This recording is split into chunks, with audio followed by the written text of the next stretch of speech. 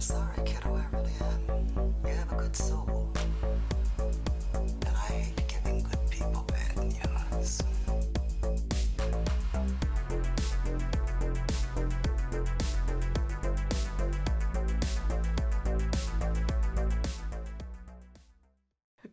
He's not pretty enough to be Elisabeth Shue.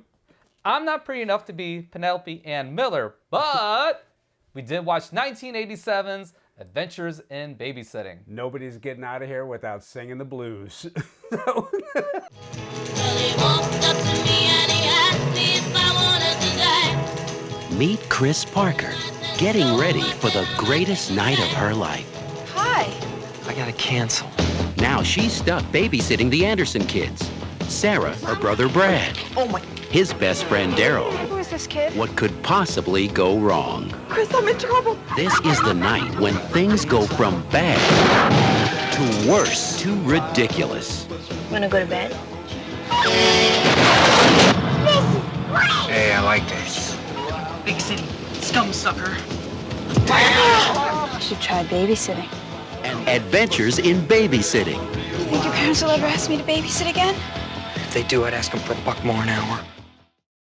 For our cast here, we have Elisabeth Shue as Chris, who some of you will recognize from Karate Kid, Cocktail, and Leaving Las Vegas too, correct? Yes, and the boys. So, Oh, yes, the boys. I yes. forgot about So- that. Keith Coogan as Brad, who you may recognize from Don't Tell Mom, The Babysitter's Dead. yep. And he's also the voice of young Todd from Fox and the Hound. Really? Yes. Oh, I didn't know that one. I didn't know that either. Anthony Rapp as Daryl, who you'll recognize from Dazed and Confused. He was one of the dorks with the glasses. He's also in Road Trip, and he's in one of the latest Star Trek series. I wouldn't Which know. So I don't either. I don't care.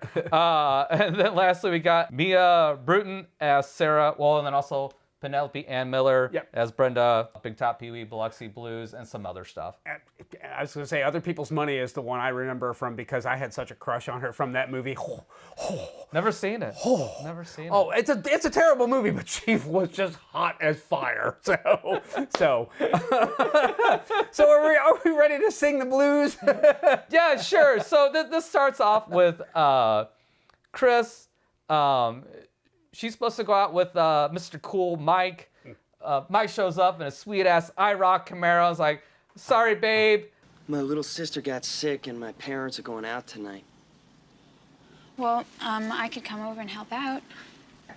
She's contagious. I don't want you to get sick. Oh, no kisses. I'm contagious. I'll catch you later. Well, Contagious.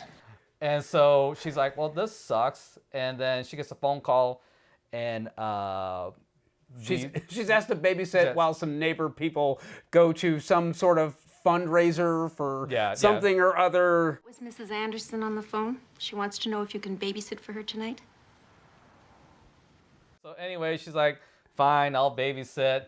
Well, her buddy Brenda decides she wants to run away, so she goes to the bus station, but she ran out of money in the cab fare, so now she's stuck there, and she's like, hey, you gotta come pick me up, otherwise if my parents find out I ran away, they're gonna kill me.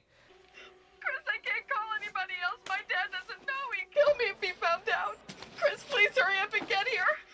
And so Chris is like, well, okay, I guess I'll come and get you, and then she gets blackmailed by the kids to take them along with her. No, Sarah, your parents would die if they found out I took you into the city. They'd die if they found out you left me here alone with him. Well, who's gonna tell them?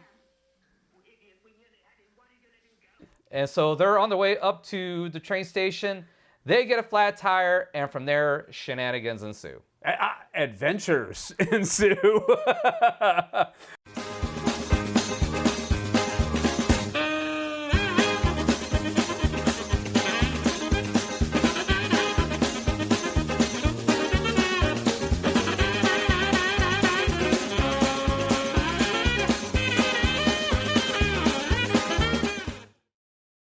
I I had never watched this movie from beginning to end prior to this. Oh, This was all new for me. Oh, wow. And well, I mean, it's not like I'm the demographic that this film was made for, and really. Well, no, but I mean, it was 1987. I mean, I'm sure it came up on cable and things like that multiple times. You have two sisters. Yes, I do. So, but and then also you're a self-admitted fan of Grease. So I am all of those things, and and yet this one, the whole Karate Kid thing, and it just right past me. Just I was too busy rocking my glorious long hair and my jean jacket.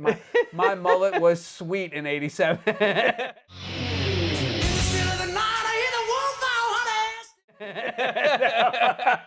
But this movie is not without its charms.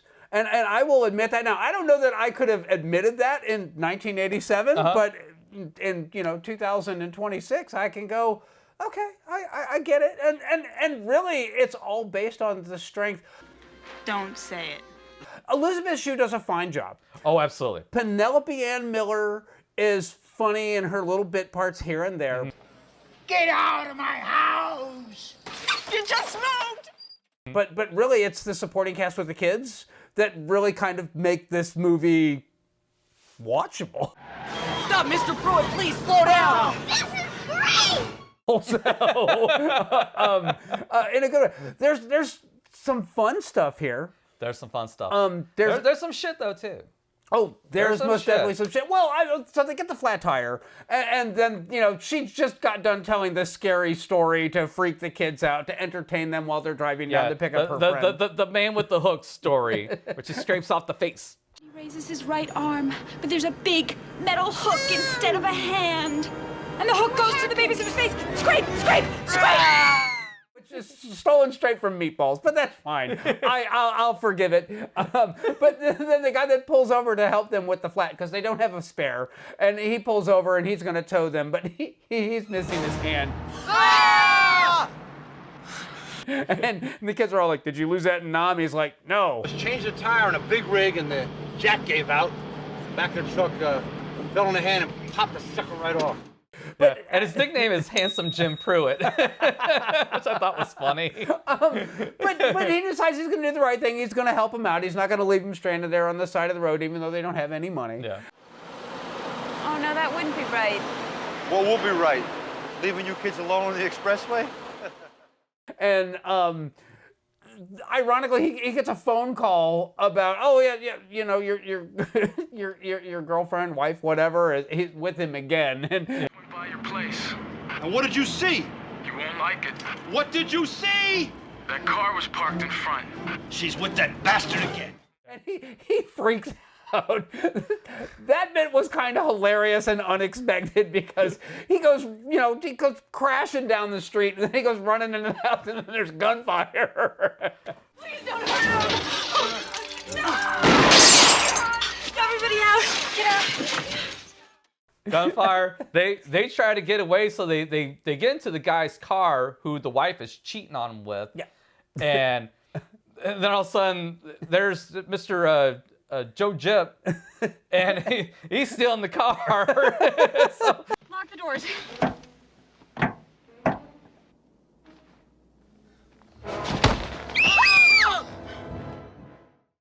they end up in a chop shop, and there's some gangsters and shit like that, and they're having some gangster meeting, and like, dude, what are you doing bringing kids here?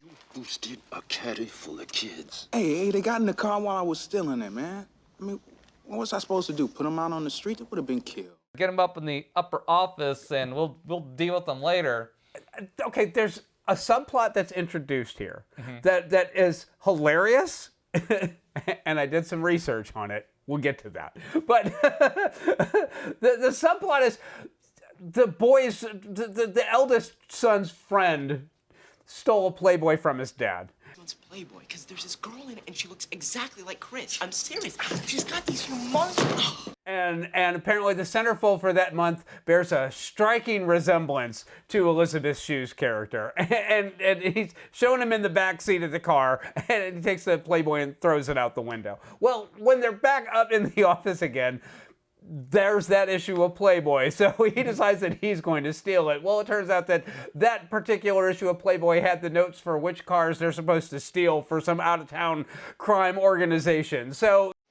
Where's the magazine? The Playboy? I took the Playboy upstairs. There was this article. Get it. So it's a nice MacGuffin, but then to boot, the fact that they tied it into the plot that neatly is kind of funny. But that's not the only time they reference it. Like several times, it's like, hey, wait, are you Mrs. March, 1987? Yeah. And when they end up at a frat house there in the movie, one of the frat boys has the Playboy issue. It's like, that's her! And it is Miss March. What? This is amazing. Could you sign this? Right here? Right here. the other guy's like, dude. Do you honestly believe a Playboy centerfold would have nothing better to do on a night like this than to show up at a Kappa party with a bunch of kids? Hmm? Oh, yeah. But they try to get her autograph, and she's like, that's not me. And he's like, sure, it's not Shayla. Which, and again, super charming. And Joe Jib has like one of the best lines for that whole thing, where he sees the Playboy, yes, and he makes the comment. It's pretty uncanny, huh? Nah, she don't even compare to you. Yeah, it's very sweet and very earnest and very sincere. Yeah. It's not creepy or weird or he's trying to, like, you know, get in on it. Which it's Elisabeth Shue, and let's be honest, she's amazingly attractive in this film. She is perfectly cast in this, in that she is like the embodiment of the hot babysitter, the hot girl next door, the high school girl you got a crush on. You're the underclassman. Just exactly the right level of hot. Yes. And without going, you know, she doesn't look like a model. She looks very much like the girl next door. She has the jeans and the big sweater and the camel hair coat, which I think she stole from the dude on Sunset Boulevard. Because she said it was her grandpa's coat. Yeah. So. Boy, this is a really cool coat. I mean, no way this is from Sears or anything like that. This is my grandpa's. He's got great taste. He's dead. That's my headcanon for this one. But if his name is Joe, I'm going to consider it verified. But we never actually find out. Grandpa Joe. Oh my God, it's a Charlie and the Chocolate Factory thing. So anyway. So, I mean, so they escape, and there's just shenanigans. So my problem with this movie is there's too many shenanigans. There's too many encounters that go out through the course of this movie. For me, it got a little monotonous after a while. I think what could have helped this movie a little bit is if it took out some of those shenanigans and kind of extended some of the shenanigans that they're already going on. So, because like I didn't need the shenanigans with them on the subway. Don't you even think about getting off this train, Mofoso? Only people gonna be getting off this here train gonna be doing it in body bags. Yes. Oh, excuse me. I couldn't help but notice that you two groups of people are about to start killing each other, and I was wondering if you could please just wait on that until we could get off the train. Him getting his fucking foot stabbed, and then have to go in the hospital, the shenanigans that go on there, and then that's how they magically meet Handsome Jim again. Well, where's our car? I got the car at Dawson's garage, okay? Is our car okay? Yeah, I paid for the window. That's my fault, but Dawson's gonna make you pay for the tire. So I know why they kind of put it in there, but it's like so shoehorned in. And that kind of sucked for me. But I mean, it's kind of like it's being nitpicky too at the same time. I was gonna say it's not so much that there's too much that's going on. I think first off, this is Chris Columbus's first movie. Yes. So he had written several hit films, and then he graduated to actually get to direct. Yeah. And I think just FYI for you guys, Gremlins, Goonies, and one other one I forgot, but I'll throw it up here. I have it all in my notes. Well, so, but he had a proven track record as far as his ability to write a solid hit film that was geared towards a teenage audience. And so they pulled out the director's chair for him, and apparently he read like a bunch of scripts and settled on this one because it was mid-size. It wasn't too big. It wasn't too small. It felt manageable to him, and that's why he jumped in on this one. And there's a bunch of good stuff that I have in my notes. We'll get to those. But I appreciate that, but I feel like this script needed one more going over just to kind of make it feel less disjointed. Because the hospital scene, the bit where, like, we have the whole bit on the subway, which leads to the knife being thrown into the one kid's foot. And he goes to the hospital, and you find out that he got one stitch. And he's like, there you are. One stitch, all better. One stitch? Oh, yes, one stitch. My only shot at ever being in a gang fight, and all I get is one stitch. I thought that was hilarious. But then there was the confusion with somebody else got stabbed, and they died. We're looking for a friend. Which one is he? He's the one with the stab wound. Oh, dear. What? I'm sorry. Your friend is dead. Dead? Oh, Chris! Them escaping from the mobsters took entirely too long. That bit there could have been trimmed back, not a lot, but a little bit, because there's almost no tension to it. And there's the whole bit where they're... you say that, but they're walking across the I-beam, good 20 feet up in the air. There's a little bit of peril there. But it goes on for a little while. Just a hair too long. Not like minutes too long, but like you probably could have cut 60 seconds off of that and tightened it up a little bit, and I think that it would have felt more tense. The other thing was that Joe Gibb is down there and the mob bosses are talking about their plan and, hey, go get that Playboy, and he's like, where is it? It's up in my office. I was reading an article. But which I enjoyed that. But Joe Gibb keeps looking up and he's watching the babysitter and the kids as they're, going across the I-beam, and he's smiling, and there's just like one too many reaction shots of him looking up, knowing what's going on, being happy about it. It's like, yeah, they could take like a minute off of that, minute or two off of Elisabeth Shue is hot, but I don't know that I would be all like, yeah, let's piss off the mob. She's not that hot. I'm just saying. But there's the whole bit with the frat party that was like, it felt like he had settled in at that point, because everything lands in that bit. Everything is perfectly timed. Nothing outstays its welcome. When she's getting hit on by the guys that think that she's the Playboy model and all that, when the one young guy is like, oh, I care about dolphins and bears and all that. What about the love? The romance? The sex? I care about those things. Starts making out, and then the bohunk, walks over and tries to start a fight with a 15-year-old. Been replaced, you big dumb bohunk. Kid. I didn't touch her. I'm just a child. Hey, lay off. He's just a kid, you big dumb bohunk. It's perfectly fine watch it. There's nothing bad about it. The performances are surprisingly good. Penelope Ann Miller's bits at the train station with the homeless guy, and when she's in the phone booth and he's like, get out of my house! I thought those were hilarious. Get out of my house! You just moved! Oh, when she picks up she thinks the cat, and the chair's like, no, that's a sewer rat. Put the animal down. Why? We're gonna kill it. What? Why would you want to kill a poor defenseless little kitten? This ain't no kitten, kid. It's a jumbo-sized sewer rat. All of that worked oh, for that's me, good, yeah. And it was perfectly peppered in just enough to tie together really well, but without feeling like, we're just throwing this in here to hide the fact that, we're not going to watch the babysitter and the kids walk around for, 15 minutes to get from point A to point B. It gives them an opportunity to be in one place and then appear someplace else, and you didn't miss anything. There was one thing in here that I was like, okay, wait, that's whack. Okay.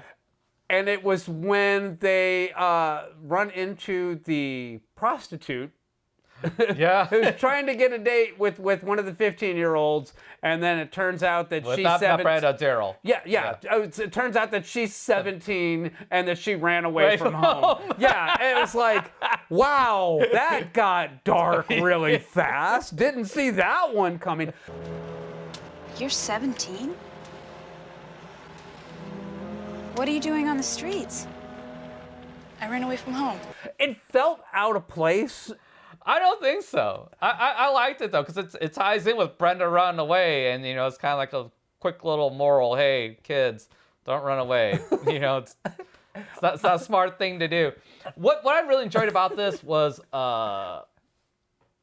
the chemistry with the core group, Yes. the core four. Yes. And especially with Brad and Chris, because at the beginning it's established that Brad's got this massive crush on Chris. Yeah. Like really, really bad. If you don't take it back, I'll tell Chris about all those love poems you write about her. All right, Sarah, I'm sorry. Thor's not a homo. Thank you. Hi, Chris. Hi. But as it goes along, it goes from like a crush to kind of like an admiration, where it's like it's a little more than, oh yes, you're just a hot chick, because Chris is like trying to maintain and control the situation and stuff like that, and then Brad at one point stands up for her on the subway. Yeah. Take it back. Apologize. Brad, stay out of this. He called you a bitch. Hey, listen to the bitch, Brad. Watch your mouth. So, they got kind of like a mutual respect thing going on after that. And then, towards the end, Chris meets the cute college guy. Yeah. And at the end of it, he's like, you know what? I know this isn't going to happen.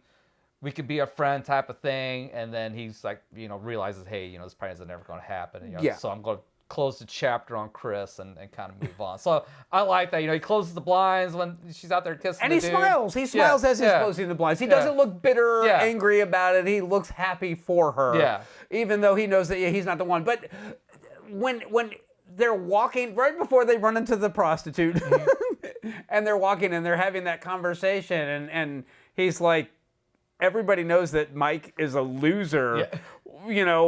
Everybody but you. He knows it, I know it, and we're grades below you. I don't know what the hell you're doing with Mike Todwell, okay? What? I mean it. The guy is a total loser. Daryl knows it, I know it. And his license plate is so cool. I love that bit because you're absolutely right. It starts off that he's crushing on her because she's the ethereal dream girl next door, but then he realizes, okay, she's not this figment I have in my head. She's a person, and she's smart, and she's honest, and she's looking out for me, and blah blah blah blah blah. So he realizes that it's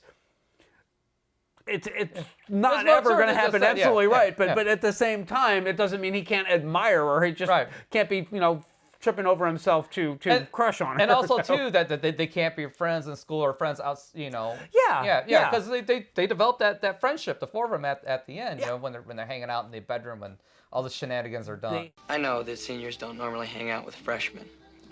So if I see you around school and I say hi and you ignore me as usual, it's okay. I don't ignore friends, Brad. They handled it much better than they did in The Breakfast Club. Because The Breakfast Club has that exact moment in it with Anthony Michael Hall, like, when money goes around, are we going to be friends again? And I always thought that was like, for a bunch of kids that are the same age, in the same grade, in the same Saturday detention, and for Molly Ringwald to be all, no, I don't think so. If their friends saw us, they'd laugh their asses off. And I'm thinking... But yeah, she's perfectly fine with slumming it with Bender, on the DL. Well, that was to piss her parents off. So, and he would be outstanding in that capacity. Yeah. But they're not going to be going anywhere on Saturdays because he's got detention for the next 2 months. So let's talk about singing the blues. Apparently that was an improv kind of part there. It was something that was not in the original script, and Chris Columbus came up with that. And I gotta be honest, at first it's kind of like, because they go into the bar and it's a blues club and it's an all African American crowd that's in there. We didn't mean to interrupt your little concert here. If you don't mind, we'd just like to let ourselves off the stage. Nobody gets out of this place without singing the blues. He says it with such command. It's like, oh, shit. Let's see what happens with Elisabeth Shue sings the blues. Some guys are out to get us. And Brenda's probably dead. We ain't got a nickel. And they should be in bed. And you out of... it's surprisingly uncheesy. It was kind of charming. I was expecting it to be awful. I was just like, oh shit, here we go. This is gonna be like your parents rapping and thinking that they're cool. Nope. Yeah. I mean, it wasn't the best performed thing in the world, but it wasn't near as bad as what's her name from When the Lights Went Out in Georgia? Oh, Christy McNichol. Yeah, Christy McNichol singing. There's no dogs howling in the background. And and the audience that's kind of starting to get into it, they're getting into it because it's cheesy and it's funny, not because they think, oh, what a talent we've discovered here. But the best part about that, the punchline that lands so hard on that one was when the mobsters come in, chase them in, and Elisabeth Shue and the kids, they finish their performance and they leave because they've sang the blues. And then the mobsters try to leave, and he pops up and he goes, Nobody leave this place without singing the blues. I genuinely laughed my ass off at that one. I'm glad I didn't see this movie. I don't know that I would have appreciated that joke if I had seen it back in 1987. Yeah. But my mullet looked amazing.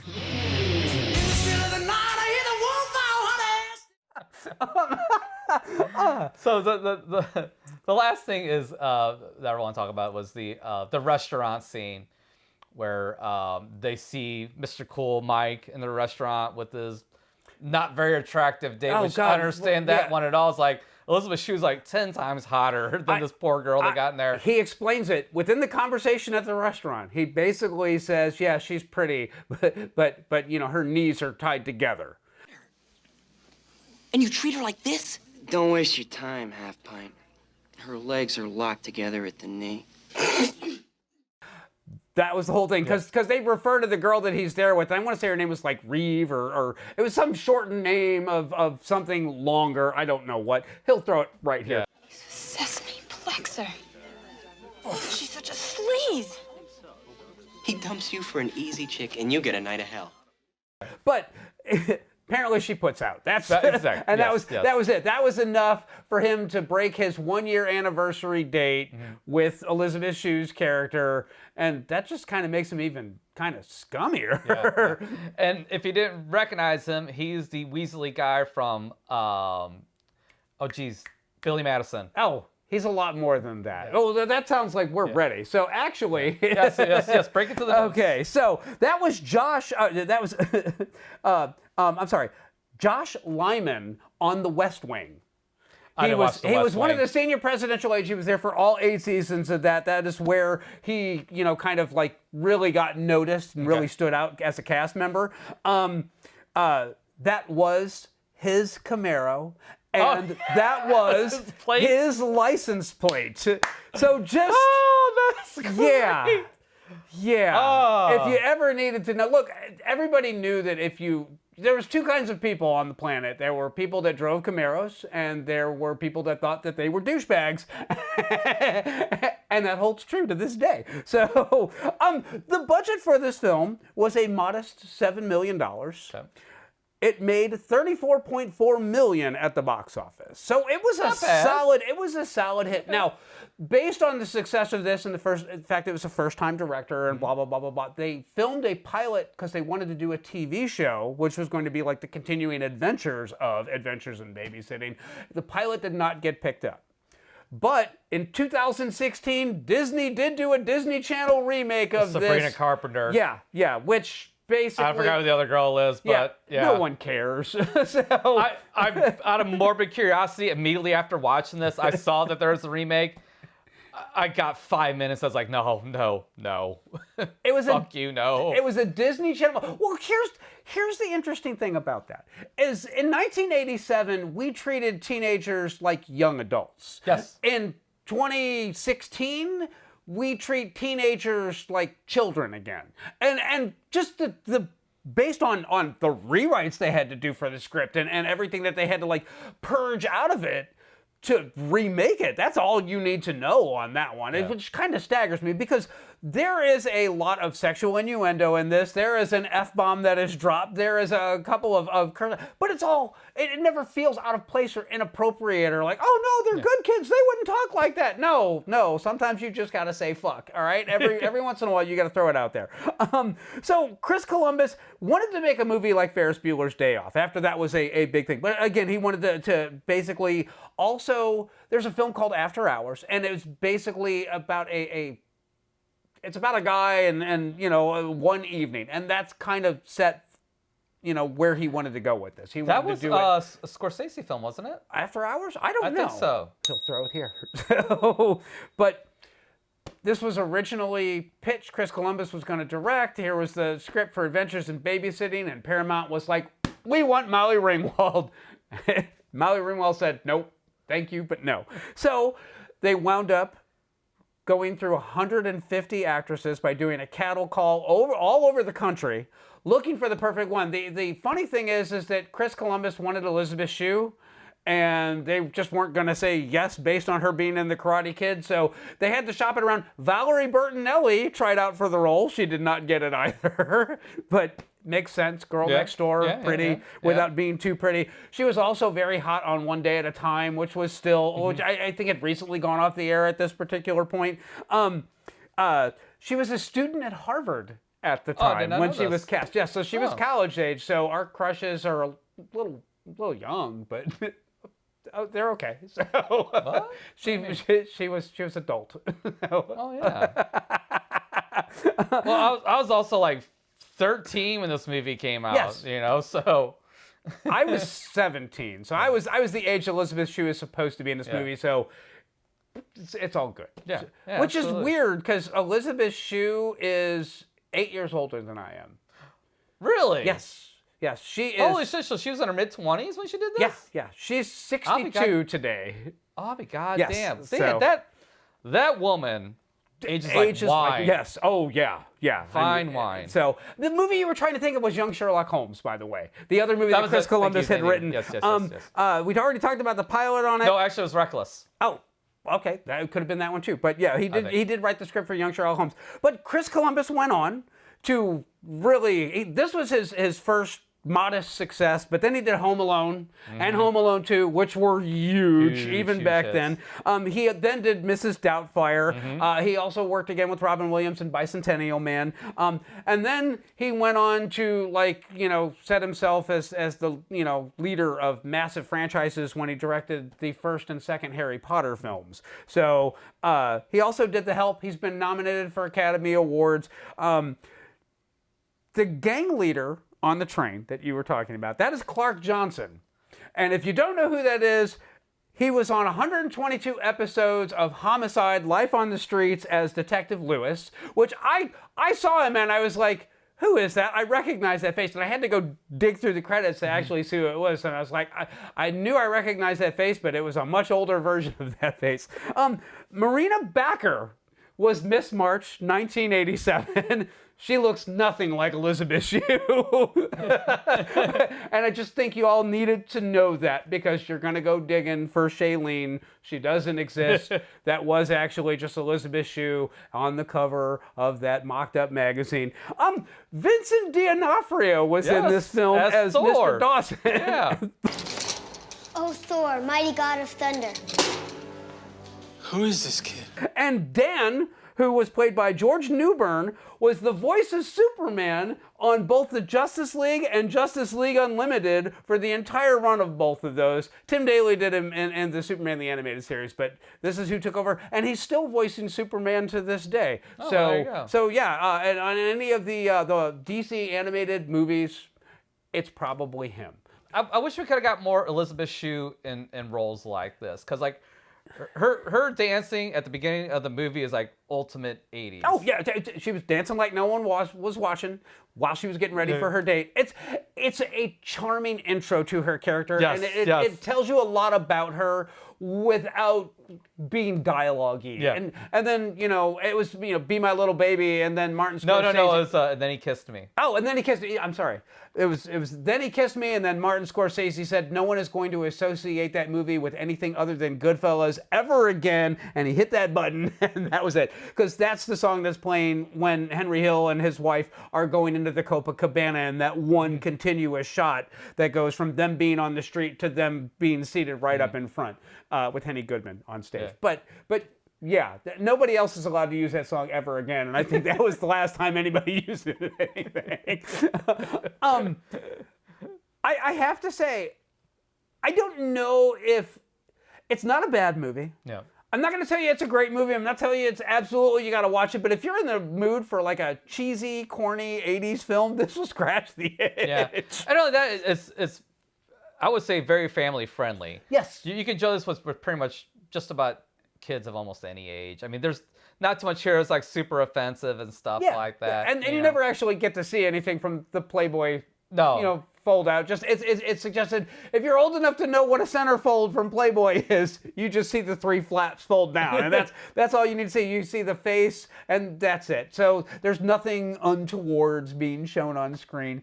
Yeah. So I'll be honest with you. I had fonder memories of this than actually rewatching it. Yeah.